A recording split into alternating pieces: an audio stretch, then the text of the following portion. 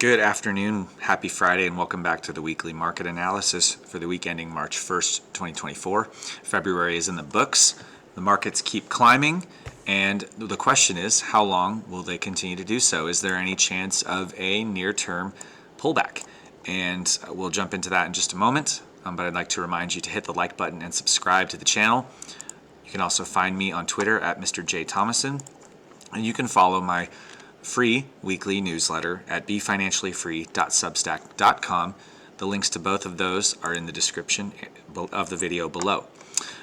So to start off with, taking a look at the S&P 500 here, you can see I've got the trend line, which is kind of showing what the current market structure is.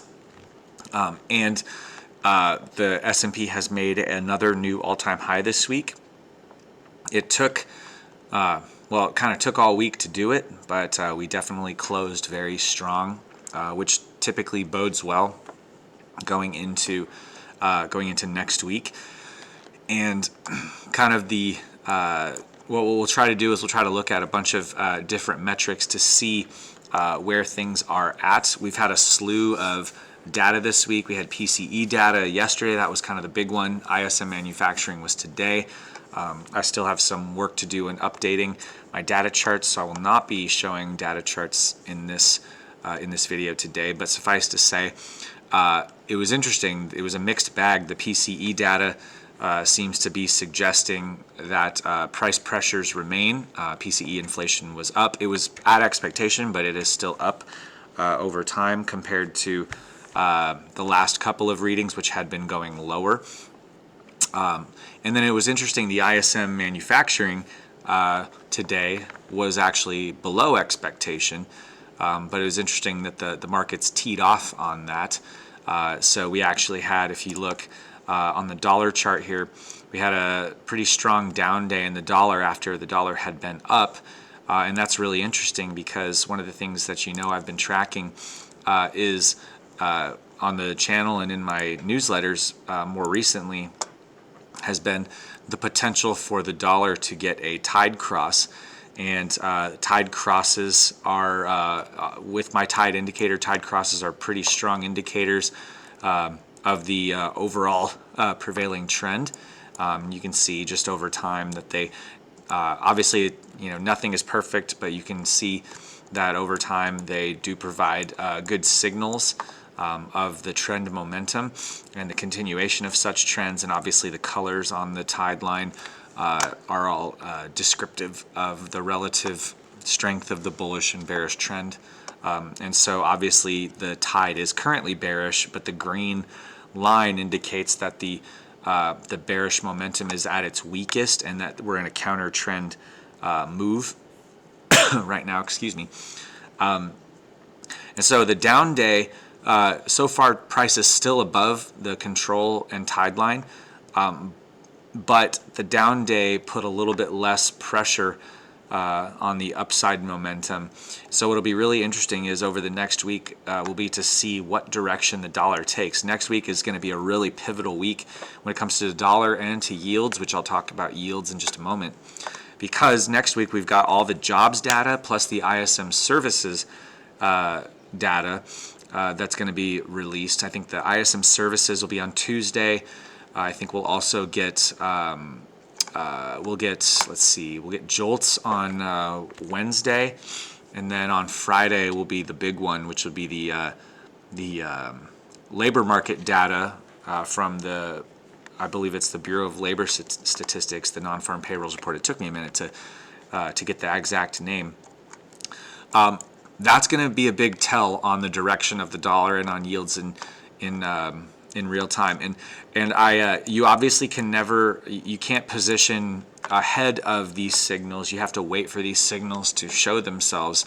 But it's interesting because as you can see, price is really, really close to the tide and control line. The control line and tide line are not very far apart.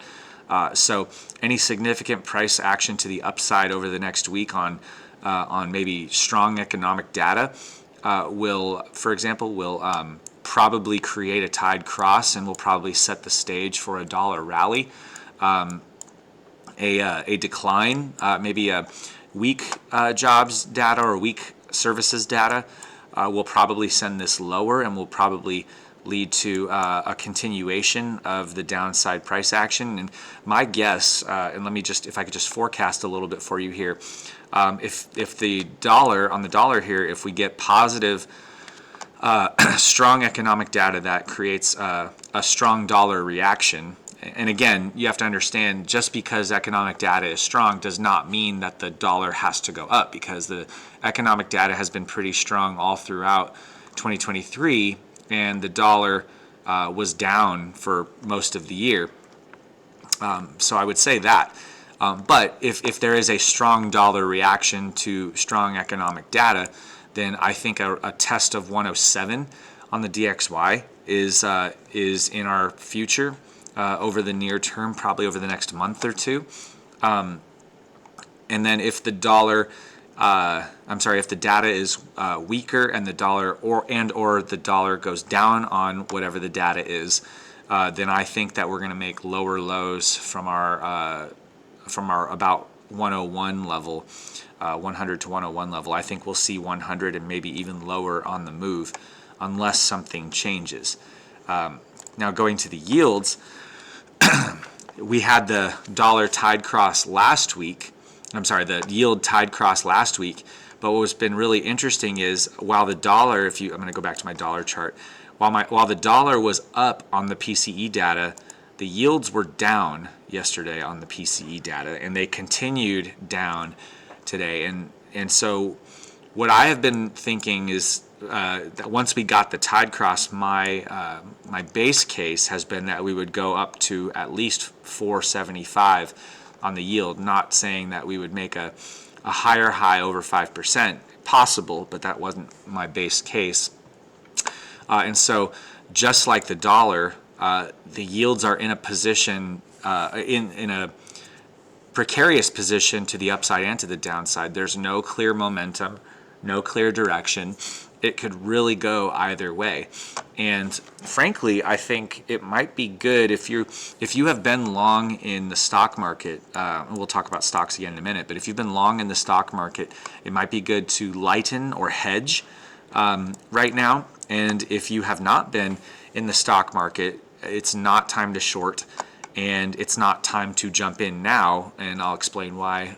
I'll explain some technical reasons, some fundamental reasons as well, but also you want to be aware that both yields and the dollar could move either direction.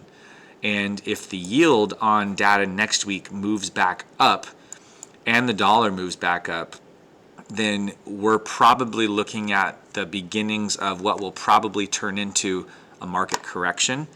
Obviously, nothing is certain, and the markets have staved off any large corrections ever since the October lows from last year.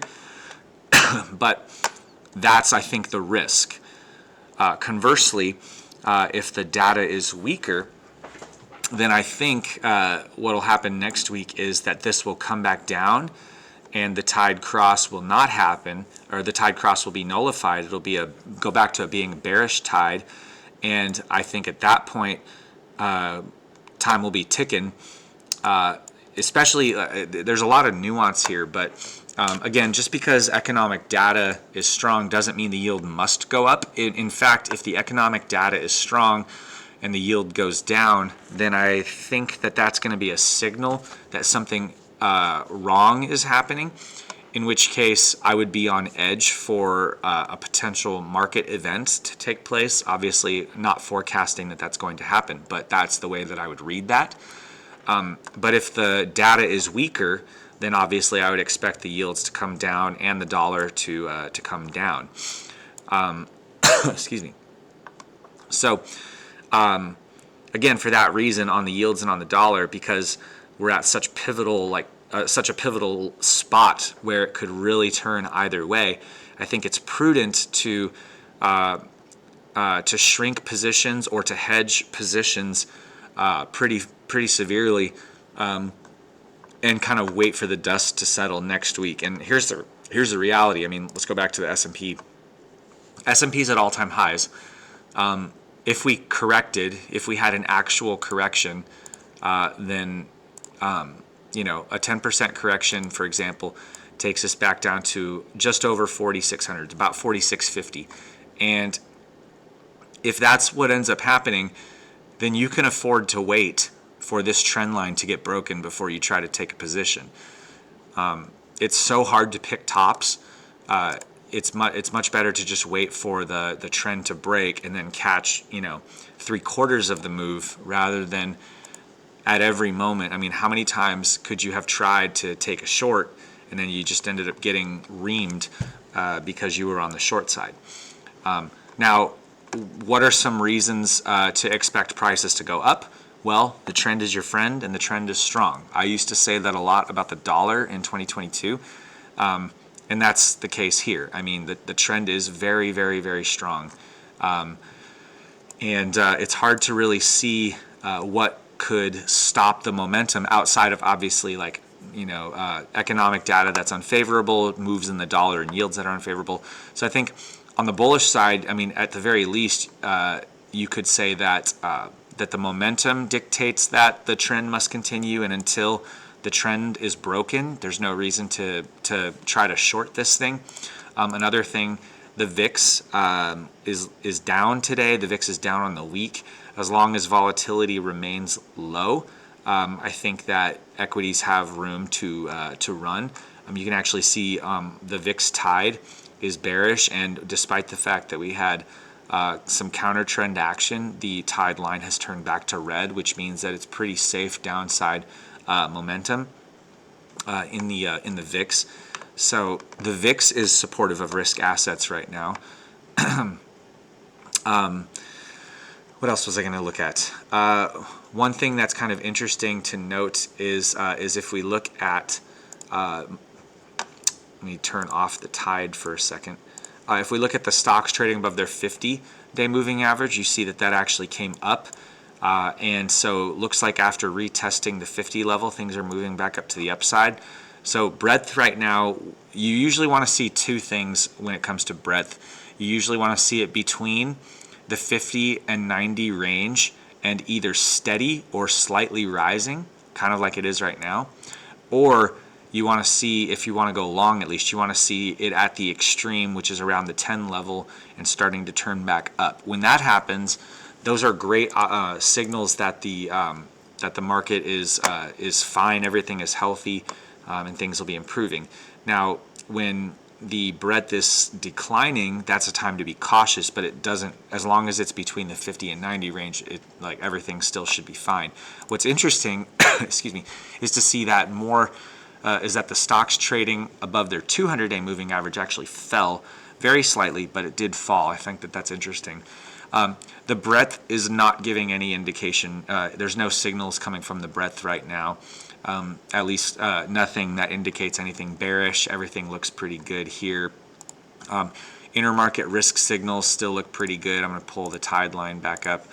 You can see high beta to low beta is still really strong. The VVIX to VIX ratio is improving. It is still in bullish tide. It is improving from its counter trend move. So those things are really positive at the margin.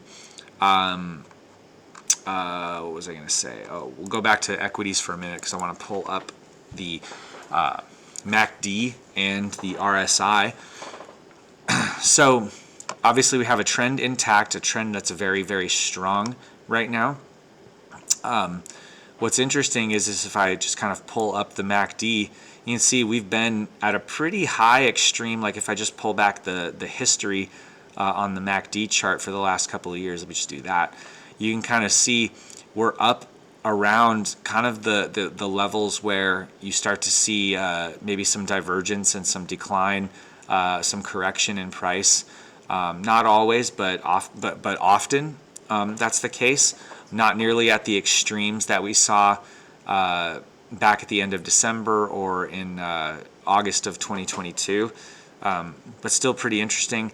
If we zoom in a little bit closer on the MACD, you can see that it seems like, I mean, it's not technically a true divergence anymore, but you can kind of see the series of lower highs when it comes to kind of the peaking of the MACD histogram. Oops, excuse me. So those are indications to me that while there has been pretty strong momentum, it's getting harder and harder to sustain that kind of momentum. It doesn't mean it can't continue or won't continue. It's helpful to be aware that that there's higher and higher bars being set to the ability of markets to like continue the momentum that they've had. I mean, this is a pretty steep price movement, honestly.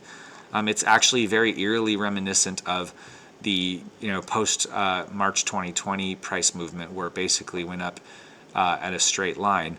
And what's interesting about this is I don't think that it'll show. I know that there's a way on TradingView to look at the angle, but I mean, it is interesting to note that this. So I was saying this reminds me of that kind of price action from that period of time in 2020 and 2021, but this price action is steeper. So that's something. And the other thing is the RSI is giving us yet another divergence at a higher high, but on the price, but a lower high on the RSI, and getting to an overbought, a slightly overbought section on the chart. So it is possible. To me, I guess what I would say is, if you are in positions, then there's nothing that signals that you need to get out of the position, maybe just hedge them or lighten a little bit. But it's definitely going to be really hard to take a good risk to reward position on the long side at this point.